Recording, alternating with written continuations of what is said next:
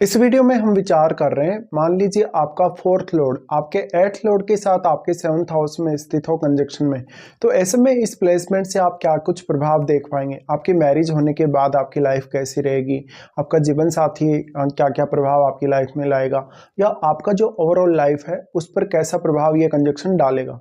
देखिए, fourth Lord हो सकता है यहाँ पर, क्योंकि अपने से फोर्थ ही आ रहा है तो वो ज़्यादातर स्थितियों में आपको काफ़ी अच्छे प्रभाव देगा। लेकिन एट्थ लॉर्ड का आपके सेवंथ हाउस में होना ये काफ़ी सडन अप्स एंड डाउन्स ला सकता है आपके रिश्ते में, जहाँ पर आपकी लाइफ में काफ़ी अप्रत्याशित स्थितियाँ हो सकती हैं आपके रिलेशनशिप या आपकी मैरिड लाइफ को लेके।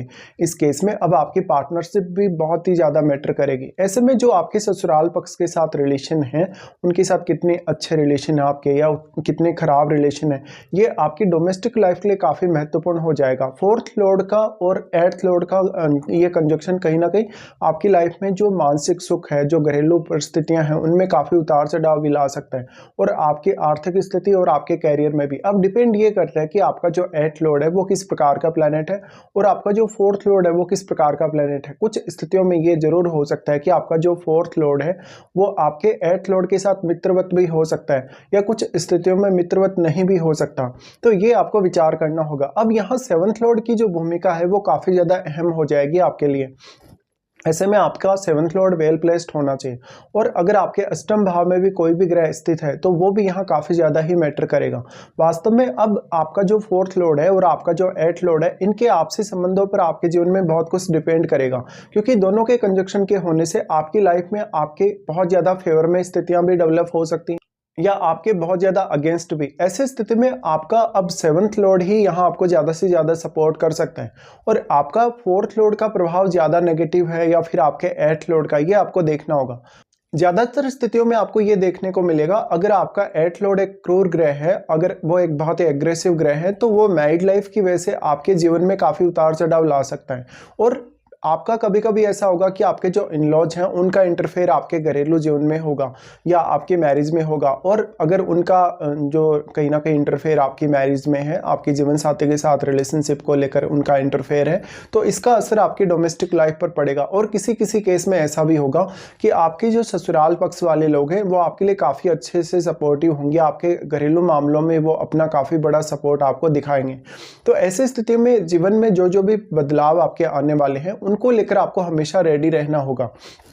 यहाँ पे अब जीवन साथी की सेहत और आपकी मेंटलिटी और आपकी सेहत पर भी आपको ज़्यादातर ध्यान देना होगा। इस प्रकार की स्थितियों में ज़्यादातर लाइफ में कुछ ऐसी ट्रांसफॉर्मेशंस आती हैं जो आपकी लाइफ को एकदम से बदल सकती हैं। इस प्रकार की स्थिति में अब सेवंथ लॉर्ड यहाँ पर किस प्रकार का प्लैनेट है आपका, और सेवंथ लॉर्ड के साथ इन दोनों का ही जो संबंध है वो कैसा है।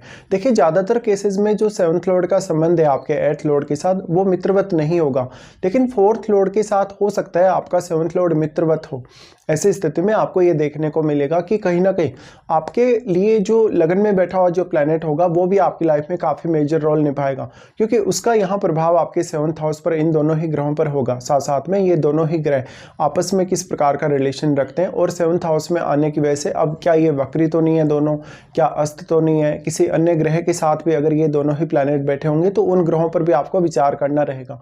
लेकिन वास्तव में इस प्रकार की स्थिति अगर बनती है तो कोई भी प्रकार की लाइफ में आपके अनसर्टेनिटी डेवलप हो सकती है। कभी कभी आपके मैरिज में बहुत ज़्यादा इंटरफेयर होने की वजह से आपका जो घरेलू सुख है वो काफ़ी प्रभावित हो सकता है, आप मेंटली बहुत ज़्यादा सेटिस्फाई नहीं हो, या फिर जीवन साथी का जो व्यवहार है वो काफ़ी एग्रेसिव हो। देखिए, इस स्थिति में जो जीवन साथी की लाइफ में अचानक से जो जो भी परिवर्तन आएंगे उनका प्रभाव आपके ऊपर, आपके घरेलू जीवन पर भी काफ़ी मोस्टली पड़ेगा, यहाँ पर काफ़ी स्ट्रांगली। ऐसी कंडीशन में आपको अब जीवन साथी की ज़्यादा से ज़्यादा केयर करनी चाहिए। और अगर आपका अष्टमेश मान लो एक शुभ ग्रह है, ऐसी कंडीशन में अष्टमेश आपकी लाइफ में जो जो भी बदलाव लाएगा, ज़्यादातर स्थितियों में वो बदलाव आपके फेवर में होने की संभावना होगी।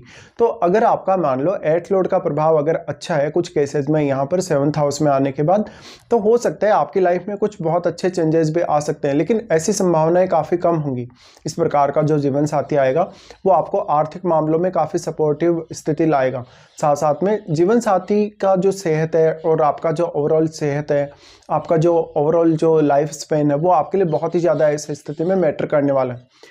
अष्टमेश आपके 7th हाउस में आ रहा है, तो कुछ ऐसी स्थितियां भी आपकी लाइफ में देखने को मिल सकती है मैरिज होने के बाद, जहां पर आपके और आपके जीवन साथी की लाइफ में कुछ बहुत हिडन चल रहा है, कुछ बहुत सेक्रेट स्थितियां चल रही है, जहां पर कोई अफेयर या कोई ना कोई रिलेशनशिप हो सकता है। ऐसी स्थिति में सप्तमेश यहाँ बहुत ही इंपॉर्टेंट रोल निभाएंगे आपके लिए। अब जो आपके 4th लॉर्ड और आपके 8th लॉर्ड दोनों ही जो 7th हाउस में कंजक्शन में है, इनका प्रभाव आपके अन्य कौन कौन से भाव पर है। जैसे हो सकता है इनका प्रभाव आपके 9वें भाव पर हो, 10th हाउस पे हो, 11th हाउस पे हो, या लगन पर तो प्रभाव होगा ही हर स्थिति में, लेकिन कुछ अन्य भाव जैसे 3rd हाउस पे भी प्रभाव हो सकता है।